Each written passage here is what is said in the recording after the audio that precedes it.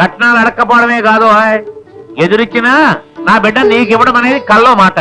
ఏంటి బావా కలవరెత్తున్నావా ఆశికాలు ఆడుతున్నావా? కాదు ఉన్న మాటే ఇక్కడ ఉన్న వాళ్ళందరికీ అర్థమయ్యేలా గట్టిగా చెప్తాను.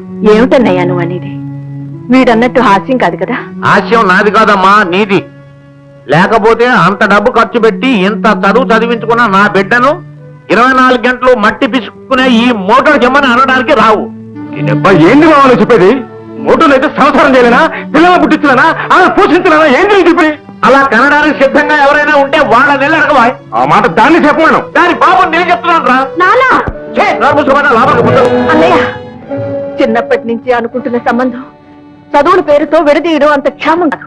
ఎద్దును దున్నపోతును కట్టి వ్యవసాయం చేయాలనుకోవడం అంతకంటే క్షేమం కాదమ్మా. అంటే నాకు చదువు లేనంత మాత్రం చదువుకున్న నీ కూతురు చేసుకోవడానికి వీల్లేదంట?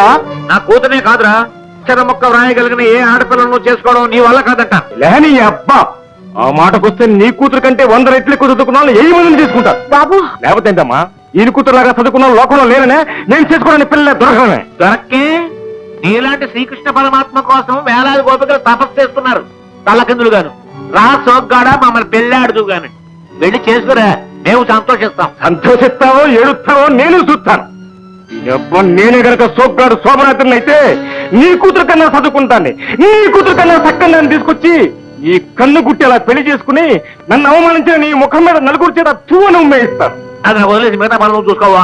అన్నయ్య రామపోతాం ధ్యానం కంటే విలువైన పరువు పట్టుదల వదలని నీ కొడుకు.